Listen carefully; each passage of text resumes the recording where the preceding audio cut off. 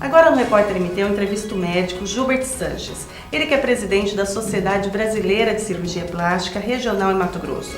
E a gente vai falar sobre lipoaspiração, colocação de prótese de mama, de bumbum, quais os riscos de cirurgia plástica e qual o cuidado que o paciente deve ter.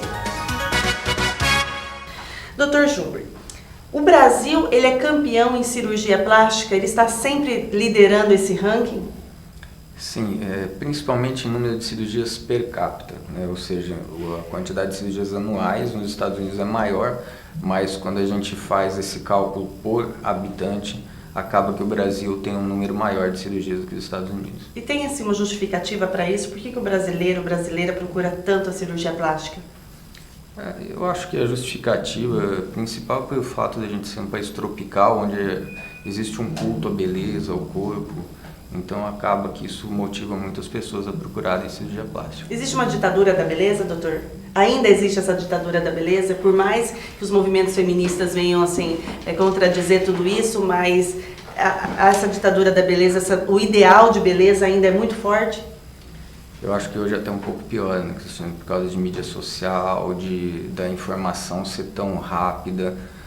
Existe um padrão de beleza da televisão, dos filmes.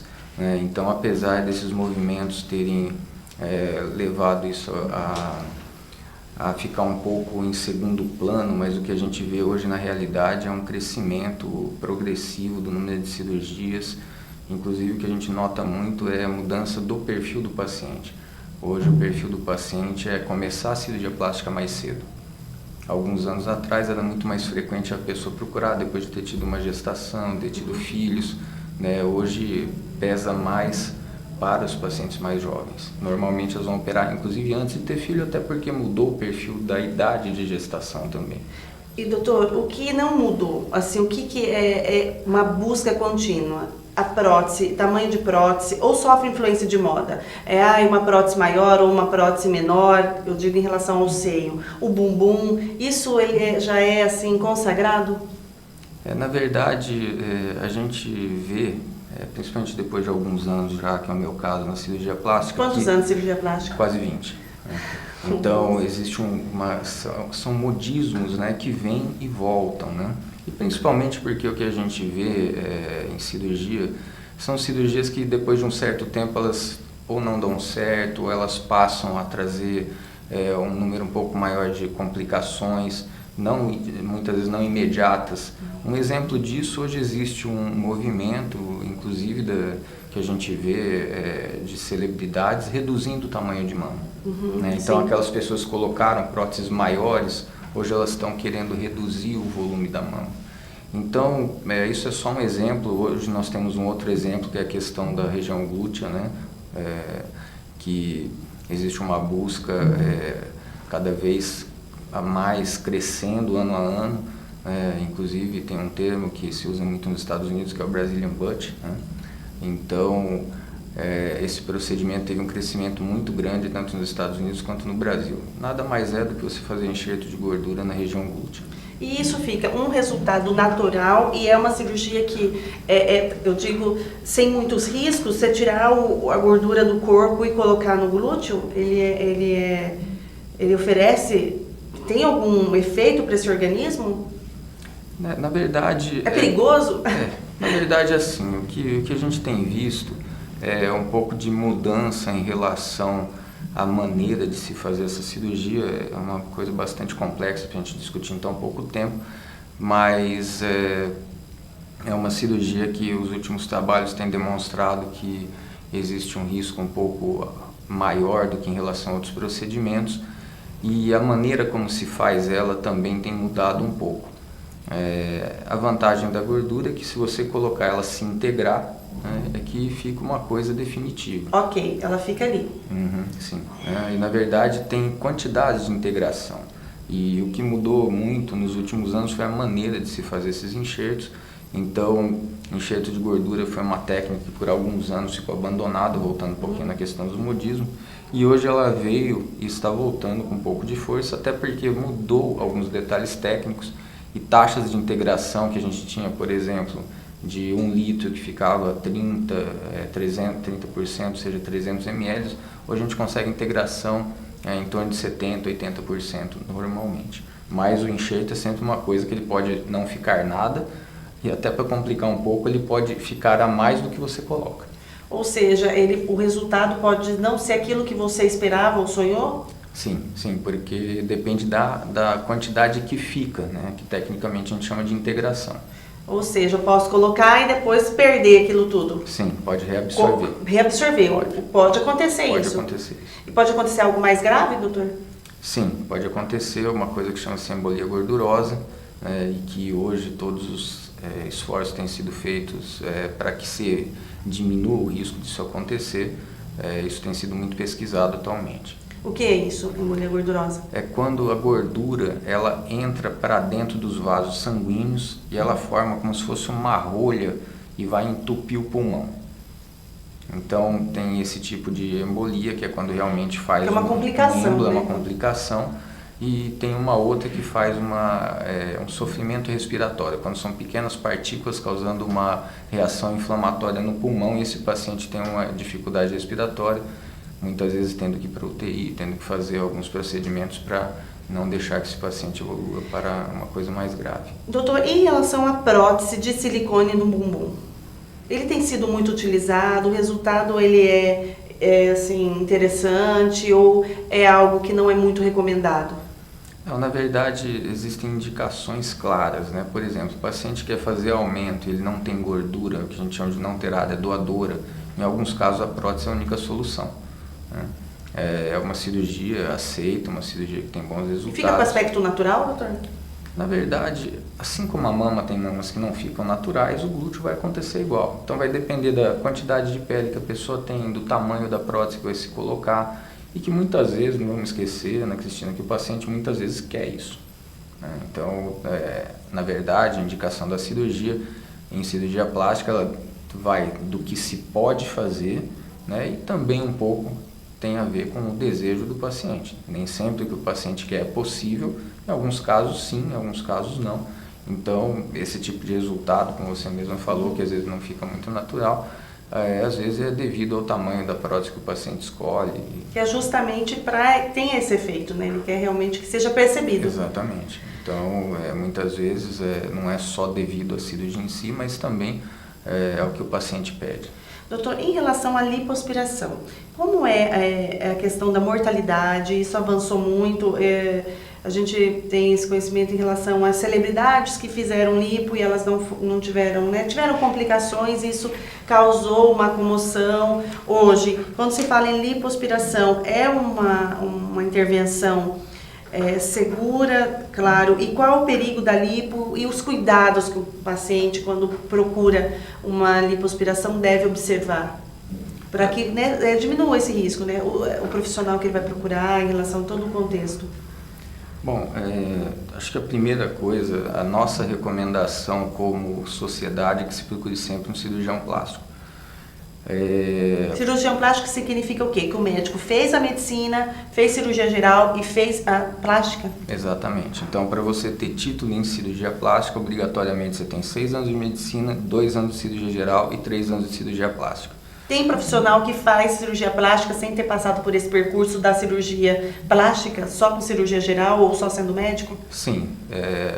Apesar de ser uma luta constante da sociedade brasileira junto principalmente ao Conselho Federal de Medicina, mas não existe nenhuma limitação, na verdade, para nenhuma área, né? O médico, existe uma lei antiga que determina que o médico ele não precisa ter especialidade para atuar em áreas de especialidade. Nós discordamos disso, mas a lei ela é maior do que o consenso dentro de uma sociedade.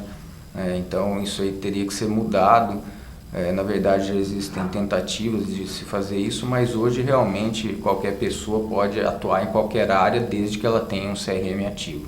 Mas a recomendação da sociedade para o paciente ter mais segurança é buscar um profissional que tenha esse percurso. Exatamente, porque a formação ela é uma formação mais longa. Durante essa formação você passa tanto por um período de estudos teóricos, quanto você vai fazer cirurgias de maneira assistida Então a gente considera que esse período de formação com a parte prática integrada, a parte teórica, ele é extremamente importante para que você tenha uma cirurgia com mais segurança. E a lipoaspiração, professor? Então, aí o que acontece com a lipoaspiração? A lipoaspiração ela é uma técnica que realmente, por muitos anos, ela teve muito problema com celebridades, com outras pessoas, e a Sociedade Brasileira de Cirurgia Plástica, junto ao CFM, conseguiu estabelecer algumas normas que hoje elas são levadas em consideração, que para se fazer cirurgia plástica, a pessoa tem que ter no mínimo cirurgia geral. Para fazer lipoaspiração, o médico ele deve ter pelo menos cirurgia geral.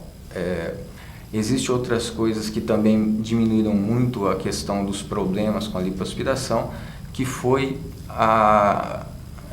o estabelecimento de normas técnicas para que se faça a lipoaspiração. Então hoje não é recomendável que se faça em áreas maiores que 40% do corpo. Né? Lipoaspirar o corpo inteiro, por exemplo, não é recomendável? Hoje não é recomendável, né? Até por essa norma do CFM não pode se fazer isso. Ou então o que a gente considera é 7% do peso corporal. Então, um exemplo, um paciente de 60 quilos vai poder lipoaspirar até 4 litros. Antigamente se fazia o que a gente chama de mega lipoaspiração. Então, aspirar o corpo inteiro. O corpo inteiro e quantidades, né? Na verdade, por exemplo, fazer lipoaspiração de 8, 10, 12 litros, né? E o que foi visto, né, nesse estudo que levou a essa normatização é que essas lipoaspirações acima de 7% do peso do corpo, ou seja, acima de 4 litros num paciente de 60 quilos, elas estavam muito mais sujeitas à complicação do que as cirurgias que eram realizadas respeitando esses limites. Doutor, quando as cirurgias combinadas, assim, faz a prótese, já faz a retirada de gordura, faz a lipo, já faz o enxerto no glúteo, qual a recomendação em relação a esse tipo de cirurgia? Por exemplo, passar mais de 10 horas sendo em cirurgia, isso pode, tem alguma recomendação da sociedade brasileira ou não? Isso é muito de perfil de cada paciente? Na verdade, é um assunto bastante complexo, mas o que cada vez tem ficado mais patente é que as cirurgias em grandes áreas de longa duração, elas podem levar a complicação com mais frequência. Eu acho que a resposta mais simples seria essa. Então, vamos lá. Você, por exemplo, fazer uma lipoaspiração de uma grande área associada a outras cirurgias, realmente passa a ser uma cirurgia mais arriscada. Oferece mais risco, né? Exatamente. E doutor, eu vejo todo o movimento do Conselho de Medicina sobre outros tipos de profissionais fazendo procedimentos estéticos, né? Vou usar os termos estéticos. Até mesmo a lipo, existem profissionais de outras áreas fazendo lipo? Infelizmente sim. A gente acha que, primeiro que hoje até pelas normas do CFM, consequentemente do CRM, se a pessoa tem que ter pelo menos cirurgia geral, ou seja, são 6 anos de estudo, mais 2 anos de cirurgia geral, nós não isso podemos... Isso é contra a lei, então? Ou não? Na verdade, a lei, ela não... Para esses outros profissionais? Ela não tem alcance sobre isso. O que acontece é que se espera que os conselhos, CRM, CFM, conselho de outras especialidades, de outras áreas da saúde, né, não recomendem que se faça esse tipo de coisa, porque no nosso entendimento isso é um ato médico. Sim. Doutor, em relação ocorreu, né, recentemente a morte de uma moça, né, em Cuiabá, de uma mulher, e ela teve complicação, parada cardíaca pós uma cirurgia. Em relação ao tema UTI, ao fazer uma cirurgia plástica, é recomendado que o local onde se faça essa cirurgia tem que ter UTI, ou a UTI ela é mais relacionada a determinado tipo de cirurgia? Um exemplo, eu vou fazer prótese de mama, o hospital que eu vou fazer tem que ter UTI, eu vou fazer a lipoaspiração, eu posso fazer numa clínica? Qual é a recomendação? O primeiro ponto eu acho que a gente tem que considerar que o médico que vai fazer o procedimento, ele sendo habilitado, é de se esperar que ele saiba onde ele vai levar esse paciente para fazer. E se ele sabe onde ele está levando o paciente, obrigatoriamente ele tem que saber se aquele local tem ou não condições. Seja hospital ou clínica. Seja hospital ou clínica, exatamente. Então fazer determinadas intervenções numa clínica necessariamente não é um lugar de risco. Não. Isso é uma resposta muito simples. Você não tem obrigatoriedade de ter UTI para fazer cirurgia plástica. Isso é uma coisa que existe uma associação das ideias das pessoas, que o fato de você ter UTI, você vai ter uma cirurgia mais segura. Não é bem assim. Então, aí é uma coisa que... porque eu disse que é complexa. Idade do paciente, se o paciente tem ou não fatores de risco a mais, se você realmente tem uma alta possibilidade de ter a necessidade de uma UTI, é claro que seria uma coisa importante que o médico levasse o paciente para um hospital de maior complexidade. Mas, voltando um pouquinho, o que acontece? Se o médico é habilitado, se o local onde ele vai operar tem alvará da vigilância sanitária para determinados portes de cirurgia. Então, se essas coisas casam, é de se esperar que a vigilância sanitária tenha dado o alvará de acordo com o que é aquele porte de hospital. Então, você indo fazer a cirurgia naquele local, é de se esperar que lá tenha as condições. Agora, você não vai operar num local, por exemplo, que é uma clínica, que você não tenha nenhum material, que você não tem nada. Infelizmente a gente vê essas coisas acontecerem, né? E realmente o que a gente vê é que existe uma dificuldade de fiscalização. Mas não pense que é só aqui não, em outros países também tem isso, né? Tem um caso que saiu em todos os jornais que tinha gente fazendo lipoaspiração nos Estados Unidos numa cozinha, não sei se vocês se lembram desse caso. Então, é impossível que seja a vigilância sanitária, seja o CRM, consigam fiscalizar e consigam saber todas as coisas que estão acontecendo em todos os lugares. Mas até a aplicação daquele hidrogel também, né?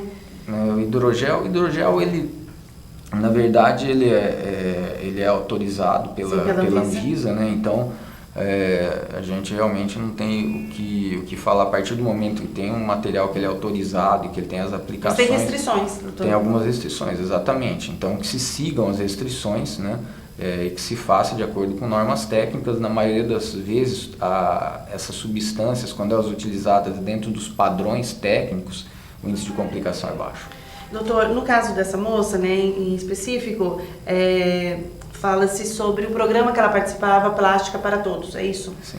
Existe alguma recomendação em relação a esses tipos de programas que oferecem consultas com valores bem acessíveis, pacotes de cirurgias? Isso também deve chamar a atenção? Na verdade... Ou a sociedade ou o conselho não pode intervir na questão do que é se cobrado por uma cirurgia? Ou o que é muito barato, desconfie? Barato sai caro? Na verdade, assim, eu acho que a gente é mais fácil separar os assuntos, né? Primeira coisa, por que a sociedade é contra esses programas? Na verdade, qualquer médico que trabalhe com uma intermediadora, seja um consórcio, seja alguma coisa que faz a referência do paciente para aquele médico, isso vai contra o Código de Ética Médica. Então, o médico ele tem que trabalhar dentro das normas do Conselho Federal de Medicina e do CRM. Ele tem que trabalhar por ele. Ele não pode se associar a empresas que vendam o serviço dele. Né? Então, por isso, a Sociedade Brasileira de Cirurgia Plástica é contra esse tipo de comercialização. Então, embora a intervenção, o procedimento, ele seja particular, tem um valor comercial, ele não pode fazer parte dessa promoção. Na verdade, desse pacotão. Na verdade, assim, a gente não gosta dessa palavra comércio. Né? Medicina não deve ser, não pode ser um comércio. Você não compra uma cirurgia do jeito que você quer. Você vai fazer um ato médico que ele tem um valor porque ele é trabalho. Exatamente. Então, fala-se em honorários, aí nos custos entre os honorários do cirurgião, os honorários do anestesista e a parte hospitalar, e quando tem prótese, você paga isso à parte também. Doutor, falando em comércio, leva-se a banalização? Sim, é exatamente esse o grande problema que a gente vê. Você, por exemplo, você compra uma cirurgia na internet, você vai lá e eu comprei uma mama do jeito que eu quero. Não é assim. Né? Então, você tem que ir lá, o médico tem que te avaliar, e não através de uma empresa. Né? O médico, nós não somos contra o médico em si, nós somos contra o fato de ser comercializado uma coisa como se fosse um produto, e cirurgia não é um produto. Me questiono assim, você compra neurocirurgia na internet? Você compra cirurgia cardíaca na internet? Você compra um tratamento, vamos lá, de pneumonia na internet?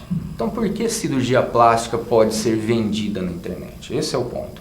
Em relação a valores, realmente a gente não, de maneira alguma, a nossa sociedade obriga ninguém a cobrar A, B, C, D ou E. Isso é uma coisa livre, o médico é livre para estabelecer os honorários dele, inclusive de conversar com o paciente e ver hospitais que ele prefira, sejam hospitais mais caros, mais baratos. Então a gente não intervém nisso, né? E até assim, eu me questiono um pouco também, será que esse plástico para todos é tão barato quanto ele fala? A gente não sabe, não existe um tabelamento, entendeu, Ana Cristina? A gente não pode falar em tabelamento de valor de cirurgia, isso é uma coisa completamente sem senso. Sem senso, antiético. Exatamente. Mas a partir de que acontece um caso desse, aí como vem também para a questão judicial, se faz uma investigação e aí também a sociedade fica com mais ferramentas para atuar, né, doutor? Na verdade, nós não temos o que a gente pode acompanhar, né? Não tem o poder de polícia, que eu digo assim, para acompanhar, comissão, atuar no sentido de informação. Sim. Você tem um caso concreto para trazer para a sociedade discutir, colocar aquele tema em discussão. Infelizmente, exatamente, de uma maneira muito difícil, ruim, como difícil, aconteceu. Triste. A gente atua de outras maneiras, muitas vezes junto ao CRM, mas no caso que aconteceu aqui não deu tempo de fazer nada. Começaram há 30 dias e nesse período, infelizmente, aconteceu essa fatalidade. Agora está suspenso esse programa. Pelo que eu só tenho essa informação por imprensa, né? Porque até, voltando ao que você falou, nós não temos poder nenhum de fiscalização. Então, a única coisa, a gente realmente não concorda com esse tipo de programa, até por um outro motivo, não sei se você chegou a ter acesso à nota que nós soltamos.